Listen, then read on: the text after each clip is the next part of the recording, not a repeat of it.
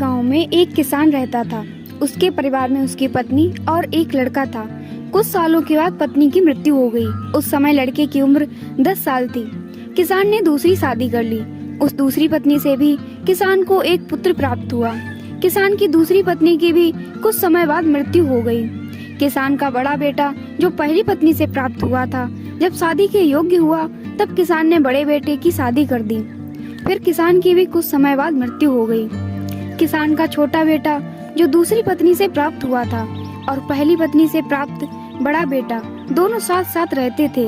कुछ समय बाद किसान के छोटे लड़के की तबीयत खराब रहने लगी।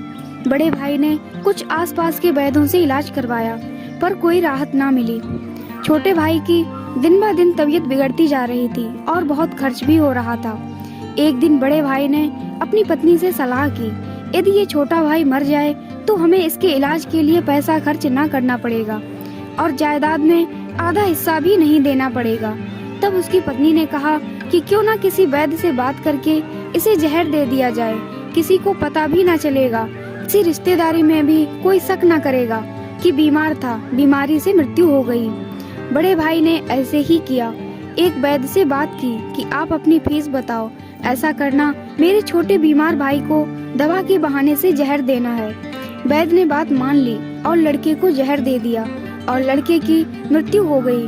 उसके भाई भाभी ने खुशी मनाई कि रास्ते का कांटा निकल गया, अब सारी संपत्ति अपनी हो गई। उसका अंतिम संस्कार कर दिया गया। कुछ महीनों पश्चात उस किसान के बड़े लड़के की पत्नी को लड़का हुआ। उन पति पत्नी ने खूब खुशी मनाई, बड़े ही लाड़ प्यार से लड़के की परवरिश की। कुछ ही गिने वर्षों में लड़का जवान हो गया। उन्होंने अपने लड़के की भी शादी कर दी। शादी के कुछ समय बाद अचानक लड़का बीमार रहने लगा। माँ बाप ने उसके इलाज के लिए बहुत वैद्यों से इलाज करवाया। जिसने जितना पैसा मांगा दिया, सब कुछ दिया ताकि लड़का ठीक हो जाए। अपने लड़के के इलाज में अपनी आधी संपत्ति तक बेच दी, पर लड़का बीमारी के कारण मरने की कगार पर आ गया। शरीर इतना ज्यादा कमजोर हो गया कि अस्थि पंजर शेष रह गया था। एक दिन लड़के को चारपाई पर लेटा रखा था और उसका पिता साथ में बैठा अपने पुत्र की ये दयनीय हालत देखकर दुखी होकर उसकी ओर देख रहा था। तभी लड़का अपने पिता से बोला कि भाई, अपना सब हिसाब हो गया, बस अब कफन और लकड़ी का हिसाब बाकी है, उसकी तैयारी कर लो। ये सुनकर इसके पिता ने सोचा कि लड़के का दिमाग भी काम नहीं कर रहा है बीमारी के कारण, और बोला, बेटा मैं तेरा बाप हूँ, भाई नहीं। तब लड़का बोला, मैं आपका वही भाई हूँ जो आपने जहर खिलाकर मरवाया था। जिस संपत्ति के लिए आपने मरवाया था मुझे, अब वो मेरे इलाज के लिए आधी बिक चुकी है, आपकी शेष है, हमारा हिसाब हो गया।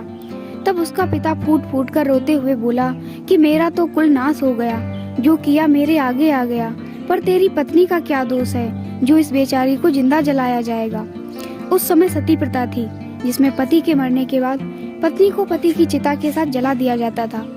तब वो लड़का बोला कि वो वैद्य कहाँ है जिसने मुझे जहर खिलाया था। तब उसके पिता ने कहा कि आपकी मृत्यु के 3 साल बाद वो मर गया था।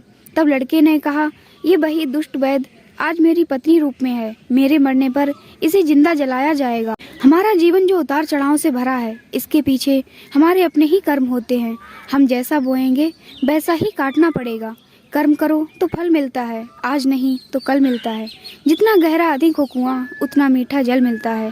जीवन के हर कठिन प्रश्न का जीवन से ही हल मिलता है। वीडियो को अंत तक देखने के लिए आपका बहुत बहुत धन्यवाद।